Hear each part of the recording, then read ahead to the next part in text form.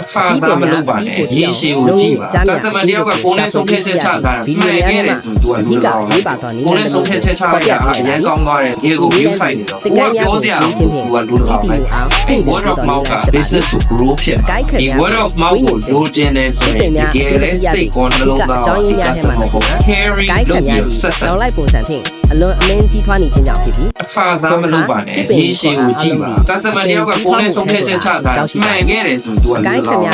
ကိုယ်နဲ့ဆုံးဖြတ်ချက်ချရတာအရင်ကောင်းသွားတယ်ဒီကို view site နေတော့ကိုကပြောစရာစောင်းထွက်နေတော့ပုံစံဖြင့်ကိုင်းရပြရ word of mouth က business ကို grow ဖြစ်မှာဒီ word of mouth ကိုလိုချင်တယ်ဆိုရင်တကယ်လဲစိတ်ကောနှလုံးသားဒီ customer ကို carry လုပ်ပြီးဆက်ဆက်လက်ဖွားကိုမျက်နှာမူကပင်စီတို့ကပ်ပါအခါစားမလုပ်ပါနဲ့ရေရှည်ကိုကြည့်ပါ customer တယောက်ကကိုယ်နဲ့ဆုံးဖြတ်ချက်ချတာမှန်ခဲ့တယ်ဆိုလက်ညှိုးဦးလက်မကြာစီထောင်ကိုယ်နဲ့ဆုံးဖြတ်ချက်ချရတာအရင်ကောင်းသွားတယ်ဒီကို view site နေတော့ကိုကပြောစရာသူကလူတော်အနည်းဆုံး3မိနစ်ကြာထူစီတော့ဝါယာကျိုးကိုယူပါဒီ word of mouth ကိုလိုချင်တယ်ဆိုရင်ဝါယာကျိုးအားဗီဒီယိုထားတဲ့ပြထားတဲ့အတိုင်းအစွန်းတစ်ဖက်ကိုလည်းငယ်ရင်းရလိုက်ပါဒီကိရိယာဒီအသက်ငယ်တော့အကိုင်းခံရတဲ့တက်တော့ပါရေရှည်ကိုကြည့်ပါလူခင်များမကြောက်တော့မတ်လလောက်ရဲ့အကိုင်းခံများကိုဝင်းညွတ်တဲ့စတဲ့ပုံစံဝင်းညွတ်ထားသောကိရိယာများကိုဒါတူတူတစ်ချောင်းလောက်ပြောစရာတို့ရပဲအပင်ကြီးလာပြီး